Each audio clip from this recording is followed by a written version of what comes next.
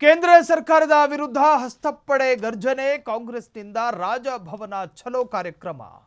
ನರೇಗಾ ಹೆಸರು ಬದಲಾವಣೆ ವಿರೋಧ ಮಾಡಿ ಪ್ರತಿಭಟನೆ. ಡಿಕೆ ಶಿವಕುಮಾರ್ ನೇತೃತ್ವದಲ್ಲಿ ನಾಳೆ ಬೆಂಗಳೂರಿನಲ್ಲಿ ಕಾಂಗ್ರೆಸ್ ಬೃಹತ್ ಪ್ರತಿಭಟನೆಯನ್ನ ಮಾಡಲಿದೆ. ನರೇಗಾ ಮರುನಾಮಕರಣಕ್ಕೆ ಡಿಕೆಶಿ ತೀವ್ರ ವಿರೋಧ.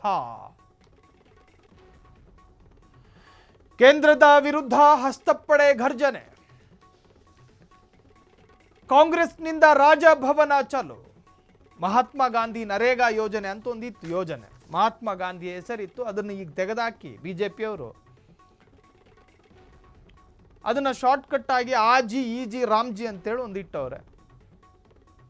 ಇದು ಅಮಿತ್ ಶಾ ಜಿ ಮತ್ತು ಮೋದಿಜಿ ಸೇರ್ಕೊಂಡು ಮಾಡಿರೋದು ಅಂತ ಹೇಳಿ ಕಾಂಗ್ರೆಸ್ನವರು. ನಾವು ಬಿಜೆಪಿ ಕಚೇರಿಗೆ ಮುತ್ತಿಗೆ ಹಾಕಬೇಕಿತ್ತು, ಆದರೆ ನಾವು ರಾಜಭವನ ಚಲೋ ಹಮ್ಮಿಕೊಂಡಿದ್ದೇವೆ. ಪ್ರತಿ ತಾಲೂಕಿನಲ್ಲೂ ಕನಿಷ್ಠ 5 ಕಿಲೋಮೀಟರ್ ಪಾದಯಾತ್ರೆ. ನಾಳೆ ರಾಜಭವನಕ್ಕೆ ಮುತ್ತಿಗೆ ಹಾಕಲಿದ್ದೇವೆ. ಬೆಂಗಳೂರಿನಲ್ಲಿ ಡಿಸಿಎಂ ಡಿಕೆ ಶಿವಕುಮಾರ್ ಉಪಮುಖ್ಯಮಂತ್ರಿ ಹೇಳಿಕೆ ಕೊಟ್ಟಿರುವಂತಹದ್ದು. ಕೇಂದ್ರ ಸರ್ಕಾರದ ವಿರುದ್ಧ ಹಸ್ತಪ್ಪಡೆ ಘರ್ಜನೆ. ಏನಿದು ಮಹಾತ್ಮ ಗಾಂಧಿ ನರೇಗಾ ಯೋಜನೆ? ಆ ತರಹದ್ದೊಂದು ಹೆಸರಿಡಲಾಗಿತ್ತು ಕಾಂಗ್ರೆಸ್ನ ಆಡಳಿತಾವಧಿಯಲ್ಲಿ.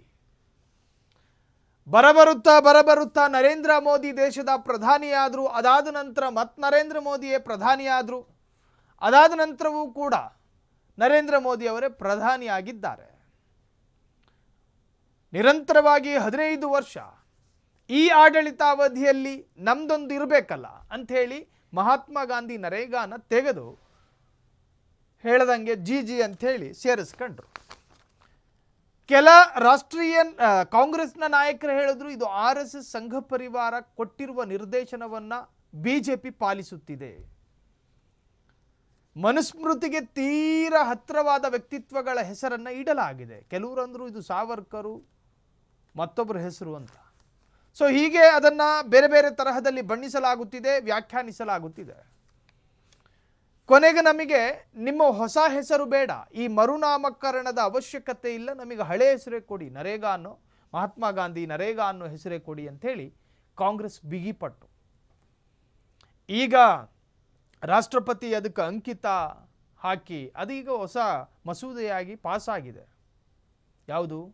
ರಾಮ್ಜಿ ಅನ್ನುವಂಥದ್ದು ಹೆಸರು ಬದಲಾವಣೆ ಆಗಿರುವಂತಹ ಇದೆಯಲ್ಲ, ರಾಷ್ಟ್ರಪತಿ ಅಂಕಿತ ಹಾಕಲಾಗಿದೆ. ಅದೀಗ ಹೊಸ ಮಸೂದೆಯಾಗಿ ಪಾಸ್ ಆಗಿದೆ. ಈಗ ಮತ್ತದನ್ನು ಚೇಂಜ್ ಮಾಡೋದಕ್ಕಾಗುತ್ತಾ? ಕಾನೂನಿನಲ್ಲಿ ಅವಕಾಶಗಳಿದ್ದಾವೆ.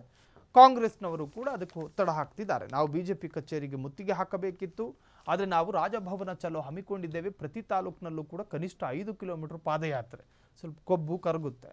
ನಾಳೆ ರಾಜಭವನಕ್ಕೆ ಮುತ್ತಿಗೆ ಹಾಕ್ತೀವಿ. ಬೆಂಗಳೂರಿನಲ್ಲಿ ಡಿಸಿಎಂ ಡಿಕೆ ಶಿವಕುಮಾರ್ ಸ್ಫೋಟಕ ಹೇಳಿಕೆಯೊಂದನ್ನು ಕೊಟ್ಟಿದ್ದಾರೆ. ಕ್ಷಣ ಕ್ಷಣದ ಸುದ್ದಿಗಳಿಗಾಗಿ ಫ್ರೀಡಂ ಟಿವಿ ಸಬ್ಸ್ಕ್ರೈಬ್ ಮಾಡಿ, ಲೈಕ್ ಮಾಡಿ ಹಾಗೂ ಫಾಲೋ ಮಾಡಿ. ಹೊಸ ಸುದ್ದಿಗಳ ನೋಟಿಫಿಕೇಶನ್ಗಾಗಿ ಬೆಲ್ ಐಕಾನ್ ಮೇಲೆ ಕ್ಲಿಕ್ ಮಾಡಿ.